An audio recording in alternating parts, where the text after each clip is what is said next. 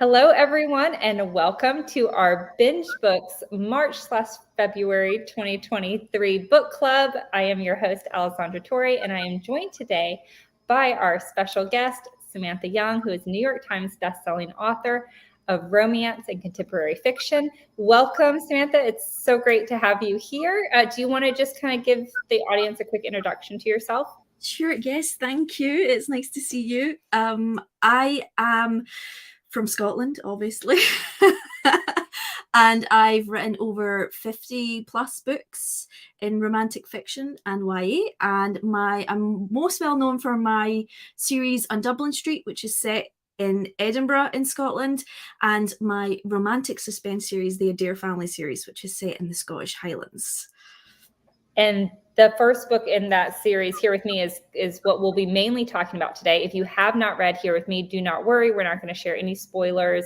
And this conversation will cover a lot of Samantha's other books and kind of her process. So it's so exciting to have you. Here With Me is the first book in this trilogy. So can you give us kind of an elevator pitch if someone's watching and they haven't read it? And I see everyone saying hi. If you're on Facebook or YouTube, don't be shy. Pop in the comments any questions you have or comments as we continue this chat. But can you give us kind of a little bit about this story for someone who hasn't read it? Sure. Well, it's basically almost like a murder mystery, passionate romance set in the Scottish Highlands on this estate that's quite Downton Abbey-like, but modern times. And it's really about a heroine who comes to Scotland to make peace with her Scottish father and ends up being embroiled in this scandal and this mystery and falling in love with the owner of this old ancestral Scottish estate. And there are a lot of different themes in this book, but one is that it is an enemies to lovers romance, and it's also romantic suspense. So let's talk first about enemies to lovers. So when you were creating these characters from the beginning, did you anticipate them kind of being at odds with each other from the start? And then I'm sure this isn't your first enemies to lovers book that you've written, but how do you decide how long that like the enemy portion of this is going to last, and at what point that their love story really begins? Well, I knew from the start that this would be enemies to lovers because it's one of my favorite tropes to work with, because I love the banter, and I do like the slow burn of the way that I do enemies to lovers. And by slow burn, I mean like they do have like a physical relationship, but I like it to be development from hating each other to being attracted to each other to actually eventually falling in love with each other. So it's just about teasing out that relationship. And it's with them, it starts with the physical. And once they start that, they actually get to know each other past the things that they previously didn't like about each other, and start to see all the good things in each other as they fall in love. And I love that just as a reader and as a writer, because I don't like insta love, right? So, but a lot of times it's hard to kind of, enemies to lovers gives us that distance, right? It gives us that time where, like you said, they can get to know each other better, and it could stretch out it can give a reason for the slow burn other than just, them. And I just love the fiery heat that happens between, when tension is like, just oh, good. that jerk. I really like him. Yeah. Yes. I love the tension in enemies to lovers. You're right. It just sizzles, it's the kind of chemistry that almost creates itself, and that's the hard part of romance, is creating chemistry. So that's the wonderful thing about that trope, because you can just create this spark and this kind of banter back and forth that I think readers just love. Absolutely. I know I do as a reader. And I do have to correct something I said. I don't know why I called this a trilogy earlier, but this series is 5 books. Is that right? And the final book just released. Yes. Is that correct? Okay. Only You just came out. Yes. Only You. Yeah. And so if you'd like, anyone listening, you can go and binge the whole series. And how are these? These are wide distribution, right? So they're on all platforms. Yeah. They are. Yeah. Fantastic. And they're gorgeous covers. I love like how dramatic they are. And it also does communicate for me romantic suspense, which is also what I wanted to talk to you about, because this is kind of your first real deep dive into romantic suspense. Yeah. And when we talk about like enemies to lovers and where that goes, you also had to battle kind of the suspenseful elements with the romance. So did you struggle with that at all, or was it easy to the first one in particular was quite a challenge, because even more than romantic suspense, there's a mystery in Here With Me. So I had never written a book where you had to leave red herrings for readers. And so that was really challenging, because I was like, well, I know what's going to happen. So I really don't have that perspective of, is this going to be a twist for some readers? Because it's not going to be for all readers, because, some people will work it out. But I was really gratified that there were a lot of readers like, I had no idea that's who it was, And so that was a real challenge. And it did take a little bit longer to write that book, because it was my first time writing something like that. But it was also just so much fun. It was so much fun to do something that different. As I said, I'd never done anything like that with my writing before, so I loved it. I love, I write romance and suspense, and I love writing suspense because it adds so much tension to the book. And with this is a 5-book series. So is it one plot line, one suspense plot line the whole time, or is each book kind of have a different element? Each book has a different element, and it's the same family. So I do slip jokes in there about how much this family has been put through the ringer, because, it kind of suspends belief a little bit. So I feel like you do have to make fun at it a little bit. And it's good though, because I get to play with different elements of suspense for each couple. So, and it also means that readers, while I do recommend reading the whole series because it is a family, you can read each book as a standalone if there's a particular trope that speaks to you more than another, so that there's a good thing about that as well. Yeah, and that's great. So you can jump into any book, but obviously starting from book 1 and moving forward is the ideal way. Yes, because you'll get some little spoilers for the other books, if you read further ahead. But I've had readers actually pick up the series from the last book. They read the last book first, and they're like, now I'm going to go back and read the rest of it. So you can do it. I was talking to a reader the other day, and she said she reads the last page of the book. Every book, when she picks up a book, she reads the last page, and then she starts the book. And I thought that was just blasphemous as an author. But so then I went, and I had just recently given her one of my books. So I went and I read the last page, and thank goodness it was totally useless to her, and didn't give away, like you said, the bad guy or See, I think that has to be a comfort thing for that reader. They need the safety of knowing. They need to know who's alive at the end, and that And I guess oftentimes they maybe figure out because they read suspense novels, figure out the villain. But I wouldn't like that. No. So, and I did see a question on YouTube saying, what book were you speaking about? And just in case you're jumping in this broadcast mid show, we are talking about Here With Me, and in addition to a lot of Samantha's books. But Here With Me is the book. So Here With Me in this series is set in Scotland, and there is this gorgeous giant, I don't know if manor is the right word, but estate. And you mentioned Downton Abbey, which, and I'm like the only person on the planet that hasn't seen that show, but I'm not even sure if I pronounced it right. But can you kind of talk about where this world came from? You creating it. This is set in the Scottish Highlands, which is this your first time writing in that portion of Scotland? Yeah. I mean, I love the Highlands. It's very, very close to my heart. And I really just wanted to explore the description and the feeling and the atmosphere in a book. And this actually came from a real place in the Highlands. It's where Madonna and Guy Ritchie got married. There is a members only club in Sutherland in the Scottish Highlands. And I just loved the idea of creating a members only club that was for film and television industry types only. So creating this really kind of like glamorous, multi-million pound estate that's like this total sanctuary for celebrities and screenwriters and directors.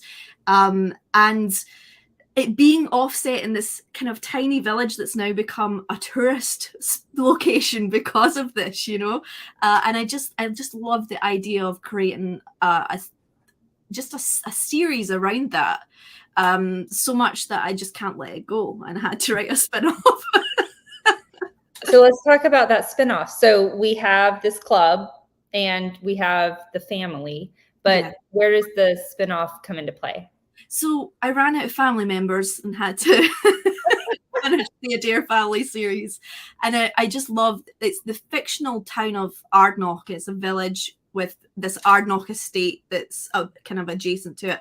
And there was still characters to explore. There was still stories within this village, because there's just so much rich, potential in a members only club. So many things can happen there, and there's like there's so many staff members, there's security guards, there's housekeepers, there's everything, and the different levels also, like, of class. Exactly. And with the celebrity part of it, you can really play into romantic suspense there. The first thing that comes to mind is like stalkers and scandals and, all these things. So I just wasn't done at 5 books. So it's called the Highlands series, is the spin-off series, and the characters have already been introduced in the last book in the Adair Family series. So readers will already be familiar with them before they start the first book in that series. And the last book, as we mentioned earlier, is Only You, and someone from Facebook just commented, Only You is amazing. So, which is great. And so where are you at in writing that the spin-off series? Have you already finished a book in that series? When will that series come out? Almost finished. I'm nearly at the end of the first book, Beyond the Thistles, and it comes out May 2nd. So oh wow, okay. Yeah. I know, I like to live on the edge. I've been so this is self-published, or indie published. And I've been in the traditional world for the last few books of mine where, like, we finish a book and it's like, oh, great, in 18 months, you'll see it on the shelves, So I love the quick turnaround. And on that note, we had a question from Sarah. She said, you're amazing. The series is indie pubbed, right? How were you able to build such a massive indie readership? I really think it started with On Dublin Street. I mean, On Dublin Street's now traditionally published by Berkeley, but it was first self-published, and it did really well when it was self-published. So I think that's where my core indie readership began. And yeah, I just have a lot to be thankful for that book. And we were like babies together in indie publishing, because my first book was in 2012, and I feel like on Dublin Street was 2012. Yes. Yeah. So when you said at the beginning with your introduction that you'd written 50 books, you've written 50 books in 10 years, which is just insane. And have you ever hit burnout? Like, have you ever had a period where you burnt out? Yeah. I would say probably a couple of years ago, I felt very exhausted, and kind of the well felt a little bit dry.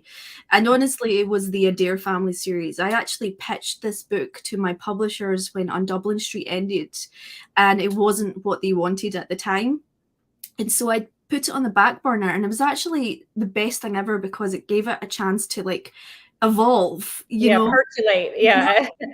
And I was like, you know what, I need to go back to Scotland. I think that's where my well is. My well of creativity is the creative well. Yes. I'd actually I write under S. Young for paranormal, and I had written a werewolf book set in the Highlands, and I think that was the first spark where I was like, I need to go back to the Adair series and pick that up. And it just has been the best time ever, and it really got me out of that burnout place. But I am very conscious of it not happening again, because it's not a very nice place to be. Yeah. So, but it's hard because, you know, it's such a quick market, the romance market. And so you do feel like you want your readers to have something from you every so many months, you know? So it's just trying to rein it in a little bit. Yeah. The balance between, like continuing to produce it and continuing to be mentally, you know, happy. So you'll have to forgive, my geography is like horrific. So the Highland, like, how long would it take you to get to the Highlands, like from your house? Is this a place you go like frequently? Is it like a humongous part that's all over Scotland? Is it just like a small area? No, it's an idiot when it comes to that. You have the northern part, which is like part of the mainland, but you also have the Highlands and the Western Isles. So it's a good part of Scotland, and I'm in central Scotland, so I'm only about 2.5 hours from Loch Lomond, and that's when you're hitting the Highlands. This series is set right at the very top of Scotland, well, not quite at the very top, but nearly. And it's, you know, it's not as obviously well populated as central and southern Scotland, so it just gives you scope for scenery and lushness and mystery and atmosphere. Kind of that isolation. Yes, yep, definitely. So the small town that's near the members club or attached or, you know, part, whatever, is that a fictional town or is that a real town?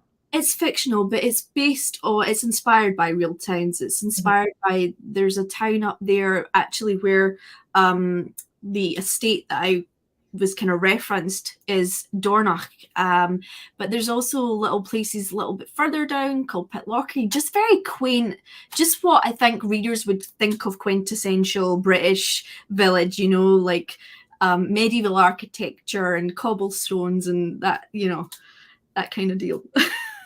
I love, and the history, right? And having, I love that. I recently did DNA test and I'm like 40 or 50% Scottish, which I had no idea. So now I'm like, I have to go there. This is my excuse.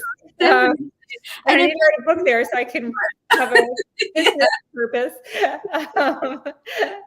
So I love that. But you've written books in America. So did you travel? Do you normally travel to the places that you write about, or do you do a lot of research just online? And I mean, I try to. It's been very difficult the last few years.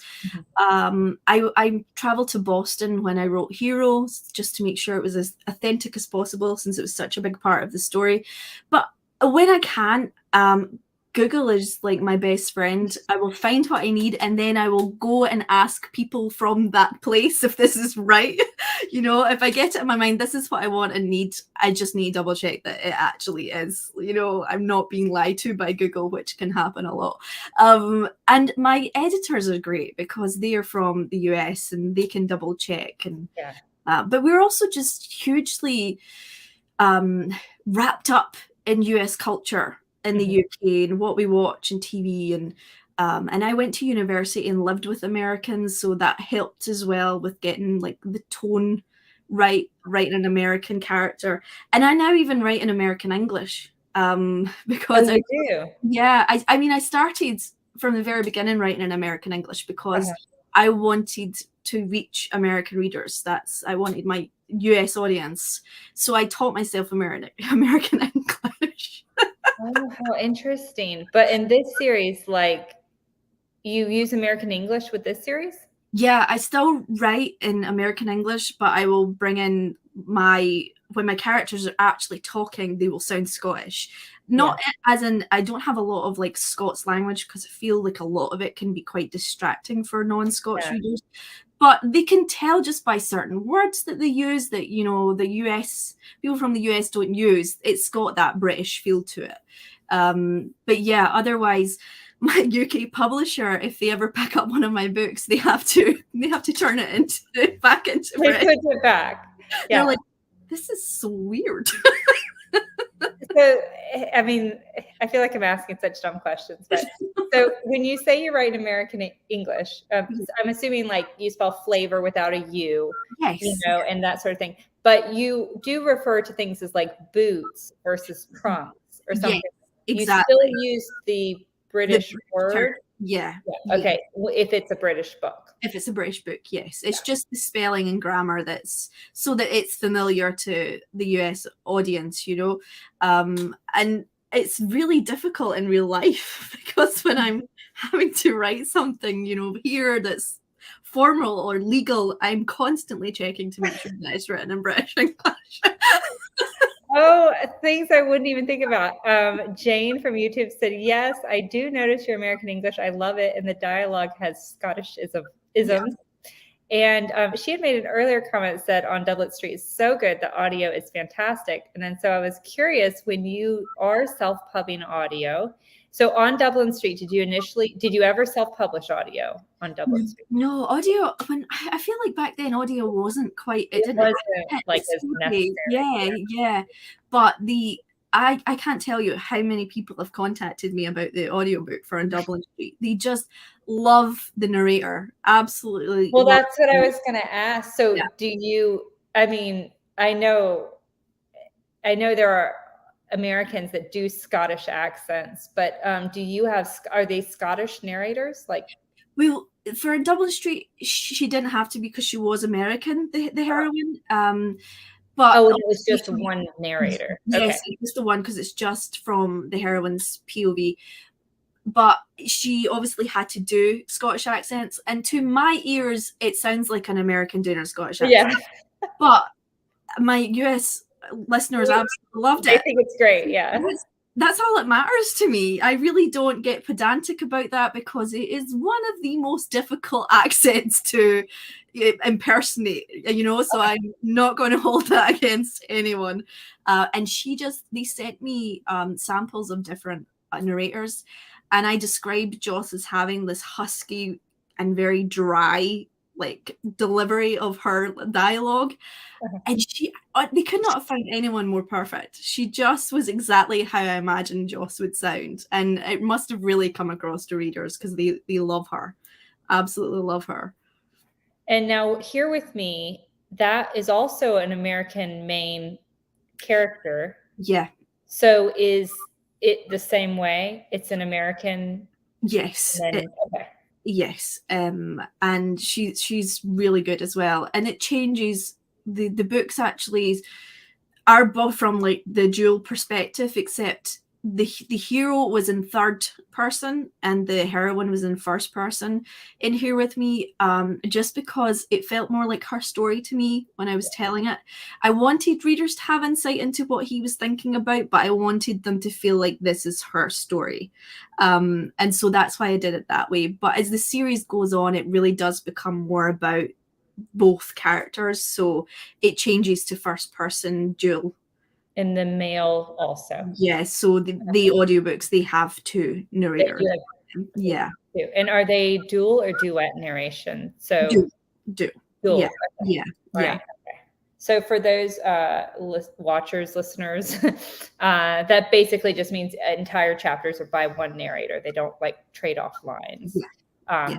So from Facebook, someone said, I was wondering, you said the Adair, is it pronounced Adair? Yeah, Adair. Okay. A series has been in your mind for years. Do you write things down during the years, or do you just keep everything in until you start writing? I definitely write things down because I have the worst memory on the planet. And I don't know if it's because I've written so many books, but my memory has deteriorated really badly over the last decade. Like, I can't remember things from last week, you know, it's really bad. So everything gets written down as soon as it comes to me. I've actually been known to be on a walk with the dogs and something comes to me and I'm like practically racing to the house so I don't forget and I can get it written down as fast as possible. I should really just say it into my phone. That would probably save. And then you'll be that crazy person, you know, like talking into your phone, but you're lost. Definitely. Someone said, is there a particular type of book you've always wanted to write but haven't yet? There's two or maybe three. I would love to write just a straight thriller. I would love to do that. And I would love to also write a kind of women's fiction, kind of family kind of type book, and I would also love to write a historical epic. So I have lots of ambitions. A historical epic. Oh my gosh. Yeah. Well, that's what my background is in. Like my degree is in ancient and medieval history. It was perfect. So I would love to do that, but that would take so long. That's the only thing that puts me off doing it, is just how long it would take to write. It would be a big like interruption in your schedule. Do you ever write more than one book at a time? Yes, but I don't like doing it. Yeah. Especially, I would think if you're doing historical epic and then a contemporary romance at the same time, like that would be jarring. I've written paranormal at the same time as writing contemporary, and it's a struggle. During Game of Thrones, at the end of each episode, my family would be like, "Why can't you just write this?" You know, it's like, "Oh, yes, that's not easy." Yeah, I'll start fitting that into Saturday afternoon.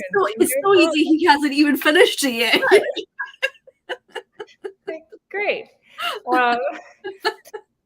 A different reader said, "Was it hard to pick a cover, or was the one you picked the exact idea you had?" So can you walk us through a little bit through your cover design process?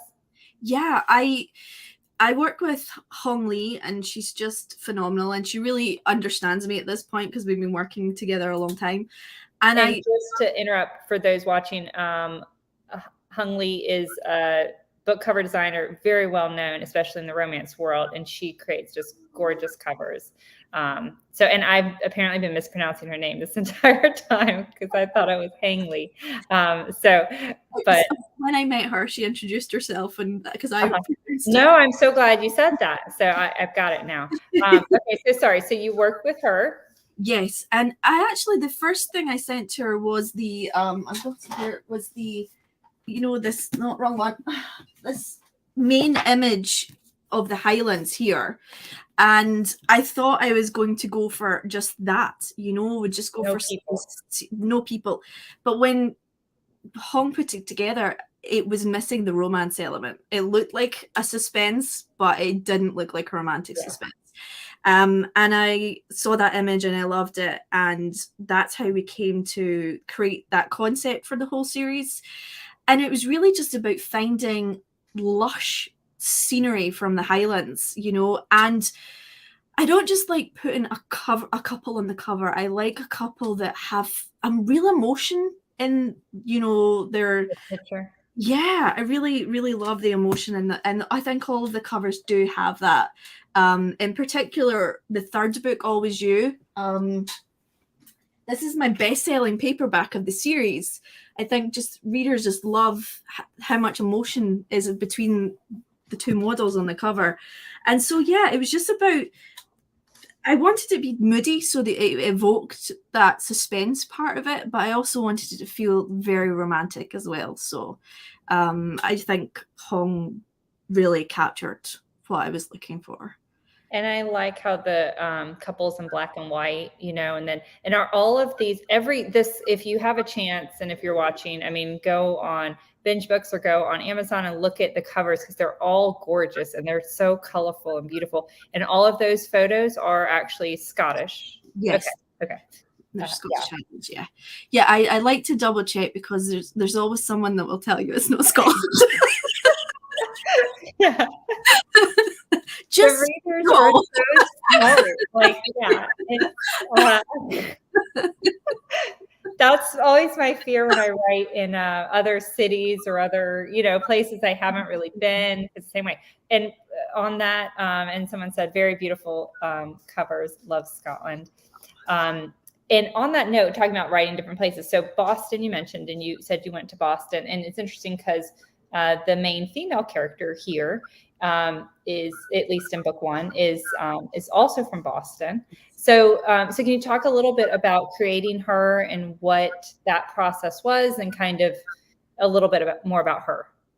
Robin is probably one of my favorite characters, and she honestly came from a place of creating a heroine that I actually wanted to be and looked up to. She's totally badass. I wanted her to be, obviously she's an ex-cop, and she gives it up after she almost dies being shot in the line of duty. And it just kind of gives her a new perspective on what she wants out of life. And that's actually why she goes to Scotland, because she wants to make peace with her dad that's, you know, her estranged father. But I just wanted to create just an exceptionally strong heroine who was still vulnerable enough to feel relatable to characters, but also a little bit inspirational at the same time, you know. And I really feel that that's who she is, and who she is for the rest of the female characters in the books as well. Like, she goes on to teach them. She does mixed martial arts, and she is just incredibly brave. Like, she is not afraid. Even though she is afraid, she will face whatever it is that, you know, is coming at her. And she goes on to like teach the other heroines how to defend themselves, and she's just that kind of, she's badass. That's really ultimately, she's totally badass. But she also has her vulnerable side, and I think the story with her dad in particular is quite emotional for readers, especially any readers that's had that kind of disconnect with a parent. So yeah, I just think she's pretty cool. And it also works well, like with her background, that she is in like investigating and looking into, you know, I mean, she's not just like a random housewife tourist or something who's, like, you know, solving, you know, a mystery. I wanted it to make a little bit of sense that she would not just get involved because her dad's involved, but that she'd actually have, you know, an actual expertise there that would make the hero in particular, who's the owner of the club that this is happening at, be like, okay, she can look around if she wants. Yeah, and he'll listen to her. I mean, you know, because like she's an educated, you know, an educated investigator. Someone asked how many books will be in the new Highland spinoff series. There will be 5 in this series as well. I had planned for 3, and then again, it just wasn't enough. So do you think, I mean, is it possible to be more? Do you plot out, like, you already know what these 5 books are going to be about and their characters? I mean, there could end up being more. You just never know. And that's why I never say never when a reader asks me for something, because I just don't know what's going to happen, you know, or how I'm going to feel about it. But I have got, not every book is like fully plotted out, but I know who the characters are and what the main tropes are for each of the books in the series. Yes. Yeah. And everyone's happy about the 5 books. So, because now On Dublin Street was what, 10 books? Yes, 6 books, something like that. And then a lot of novellas for that. Yeah. I actually don't know. There's quite a few novellas for On Dublin Street. Maybe 12. Maybe 12 overall, actually. Yeah. Yeah. So that's great. Yeah, because when you're building this world, then it's great to have a lot of time spent in it. Yes, definitely. I think that's what it is. I think it feels so real, and there's such richness to it for me that I just feel like there's so many more stories in there, you know? Mm-hmm. I'd love to see this, you know, as a film, as a TV show. I mean, I think it would be so fun. And a question we got was if you had ever pictured casting. And I know that's such a hard question, but was there anyone? Did you have any muses with these 2 characters or with any of the characters in this series so far? Yeah, I mean, sometimes I don't. But for this series, I have a Pinterest board with all my muses, and I was actually had Chris Hemsworth for the main character, and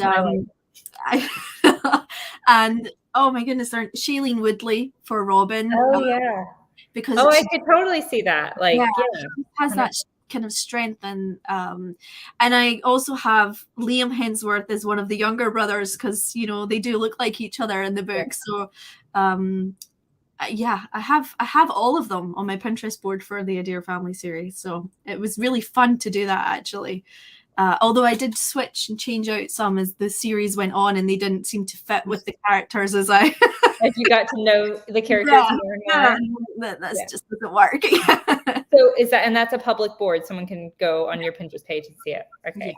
Yeah. Fantastic. Well, if anyone has any final questions, this is your last opportunity. I am going to go ahead and announce the winners. If this is your first BingeBooks book club, we do have winners for every live book club. If you RSVP'd, you are entered to win. And huge congrats. The prize today is 3 signed copies. We'll have 3 winners who will each get a signed copy of Only You, which is the newest book in the series. So thank you so much, Samantha, for those prizes.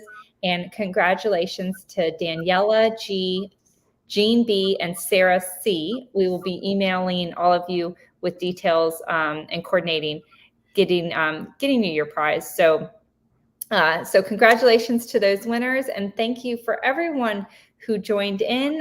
It was so great to see you, and Samantha, thank you so much for sharing. And there my dogs go. For sharing your information about this book. All right. Okay.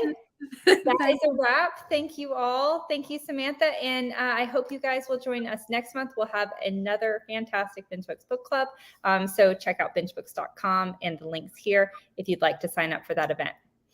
Samantha, if they want to find your books, as we mentioned, this series is wide. It's on all retailers. And I normally say, where should they start? But they should start with Here With Me, I'm assuming. Definitely, yes. But if you haven't read On Dublin Street, it's also just such a fantastic book. It does not have the romantic suspense element, but it kicks off that series. So you can also find that on all retailers as well. All right, everyone, have a great week and a great weekend. And thank you so much, Samantha, for joining us today. Thank you. Thank you.